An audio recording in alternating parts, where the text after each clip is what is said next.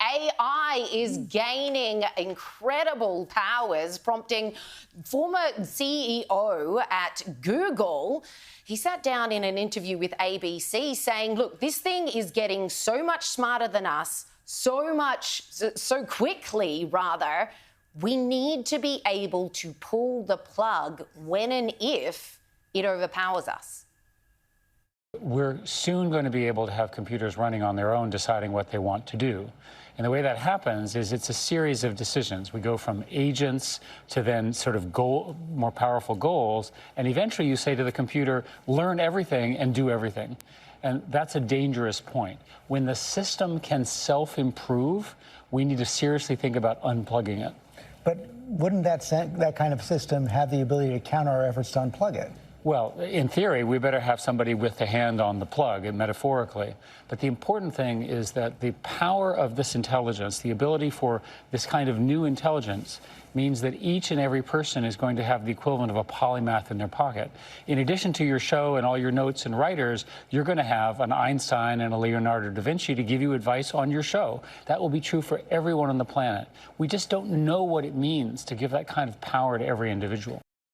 We just don't know indeed. He used the metaphor of social media and how that has literally changed the entire zeitgeist within our social structures, the way people communicate across cultures, across languages. It has literally changed the way human beings relate to each other forever. So, of course, then the question is, who has the power to pull the plug when and if this thing overpowers us?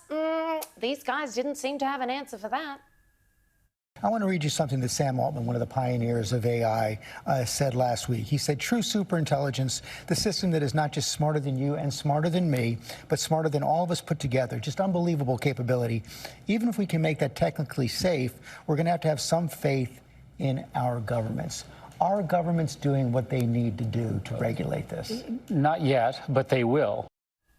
You lost me, Ed. We're going to have faith in our governments, which I immediately thought of this recent interview with a man called Mark Andreessen, who is a billionaire in the US. He said he sat down with the Biden administration to specifically discuss AI, and terrifyingly, this is what they had to say.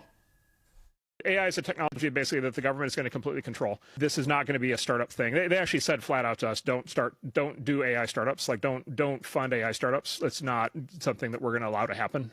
They're not going to be allowed to exist. There's no point. They basically said AI is going to be a game of 2 or 3 big companies working closely with the government, and we're going to basically wrap them in a, I'm paraphrasing, but we're going to basically wrap them in a government cocoon. We're going to protect them from competition. We're going to control them, and we're going to dictate what they do. And then I said, well, I don't understand how you're going to lock this down so much, because like the math for, AI is like out there and it's being taught everywhere. And, they literally said, well, during the Cold War, we classified entire areas of physics and took them out of the research community, and like entire branches of physics basically went dark and didn't proceed. And that if we decide we need to, we're going to do the same thing to the math underneath AI.